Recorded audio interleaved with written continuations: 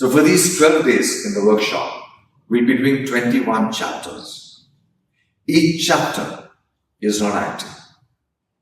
Each chapter is just a technique.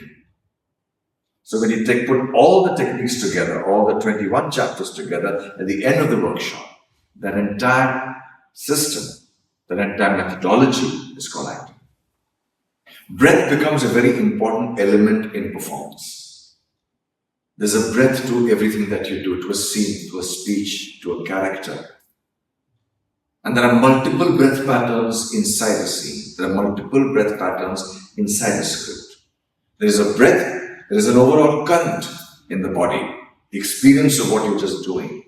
And then there is a neuropath, there is a system that's running over you, a mind that is working. When you combine all the three together, the mind, the breath, and the entire sensation of the body, that is called performance or acting. Just an action in itself, without a mind, without a breath, is just called action, it's not called acting. So there's you, there's the actor, and now there's the character. You are what you are. But when you remove from yourself fear, anger and inhibition, ego, when you remove all the three, you come into the realm of an actor, which is a neutral machine. And from here, you build your characters, whatever character you're building. And when you finish your performance, from the character, you go back to the actor. And from here, you go back to who you are, you go on. There is a conscious mind, a conscious action that you do. Then there is a subconscious. So when you play a character, you play the subconscious more than the conscious. Subconscious is, there are things that are happening inside your brain that are connected with your past experiences. And that's a subconscious. Every character you perform has a subconscious mind, but he's doing a very conscious action. He's saying something very consciously, but there is a subconscious that is working inside and between two actions. When you say something, there is a text you're saying, but between two lines, there is a subtext. This is the subconscious. Perform the subconscious. So train as a machine, the actor's machine. Train your physical body first, because the body has its own intelligence. Your body is performing, your body itself releases a part of the story every time the body is in frame or on stage. There's a particular training for the body. The body has to know how to respond to certain things. You can't just move your body anyhow you want to. It has to be trained in the body. Trained in yoga, trained in martial forms, trained in classical dances, whichever way, whatever you want to train it in. Then you have a mind. Then you have a face you need to train. There are face practices. You need to train your face so that it responds to the feelings that you have.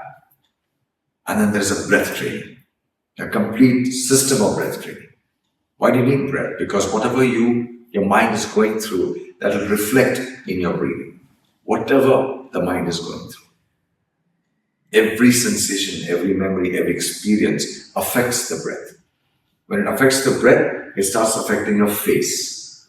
The moment you start breathing in a particular way, your face will start to contort. It will start to shift. All these three will affect your body. Your body will start moving in a particular way. And then finally you come to the point where your speech gets affected. There is a sound that gets created over here. As all these shift, now you take out the sound. There is a sound to your voice. It's not just the lines that you say. There's a particular sound, there is a soul. You have to match that soul. That's why you need to train. The actor's body, what do you call an actor's body? The actor's body is a body that can have multiple sensations inside it. There's a particular kind of sensation you portray from here to here, from here to the lower part of the body. There are multiple kinds of feelings that your body gives away to the audience. What's the face of an actor? A face of an actor is a face where multiple emotions come at one time in the face. Something over here, something over here, something over here, something over here. Like the Kathakali dancer. He can play 4 emotions at one time. One from this part of the body, this part of the face, this part of the face, this part of the face. That's a trained actor's face. Usko kehte hain actor's face, actor's body. So when you speak the lines of a script, any script written by a writer, the way an actor would do it is that it appears as if the actor thought of it right now. The actor wrote it right now. And he's speaking this right now for the very first time in his life.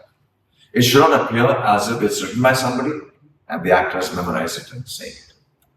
No, it should appear as if you've taken the script from the writer, made it your own, and it makes the audience feel as if you wrote it, you thought about it, and you're saying this for the first time in your life.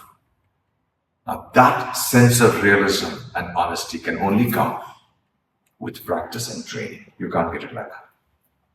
So sometimes you create or you perform very intensive characters. Now, there are stories where characters are there that represent a large strata of society, the feelings of that. So when you do these kinds of characters, the training is tough because you need to go beyond what you can actually do. It's a much larger image of the character you're creating. For that, there are many things that actors do. Like, for example, if you're performing something, there are paintings that you begin to see everywhere that you perform. There are music pieces that go on in your iPod over here in your brain. Your brain has the capacity to store multiple pieces of music, and you can play anything at any time. So that begins to affect your breath, affect your feelings, affect your sensations, affect your being itself. So at will, if I want to, I can just play Rag Darbari or Rag Yaman Kalyan or something from Western classical music. It just starts playing, multiple pieces of music starts playing. And that adds to the experience of your character. That adds to the experience of what you're performing right now. Similarly, you see paintings everywhere. Like, I'm looking at you, but I can see a painting of Rembrandt right over here.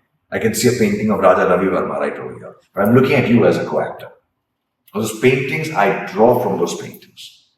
So that becomes a very important subject. Paintings, music, poetry, literature, classical dance, music, all sorts.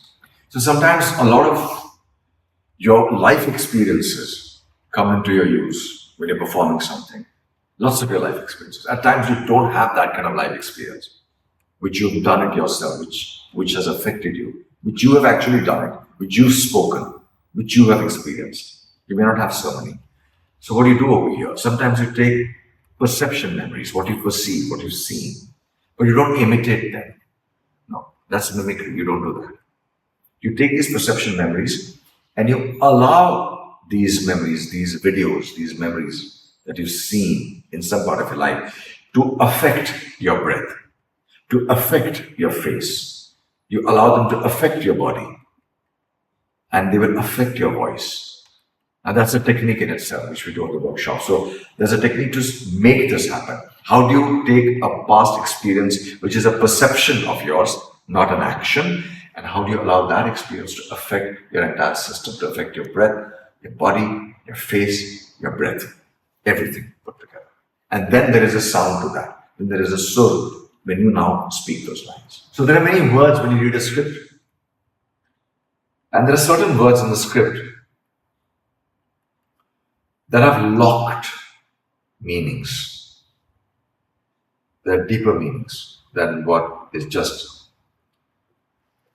as you read them. Those words have much more deeper emotions and feelings.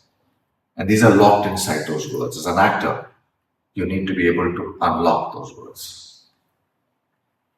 Yeah. So when you unlock those words, you play the deeper sense of what you're speaking, not just a peripheral sense of what the word is. So the word carries a history behind it, a history of the character, a history of what he's speaking. And you need to unlock that as an actor. So find a way of memorizing maybe 4 to 5 lines from anywhere, from any piece of literature or short stories by Munshi Premchand, whatever you can. Just pick up any 4 lines, 5 lines. Memorize them through the day, the entire day, and use the techniques that we've learned over here in the workshop and perform them. Just perform those 6 lines or 4 lines or 3 lines every single day. Find a time for it and perform this. Make it your personal performance. So if you perform every single day, you are growing as a performer. This is regardless of your auditions and your shoots or whatever. This is your personal training, your riyaz. So every day, one performance of 3 lines or 4 lines every single day using techniques.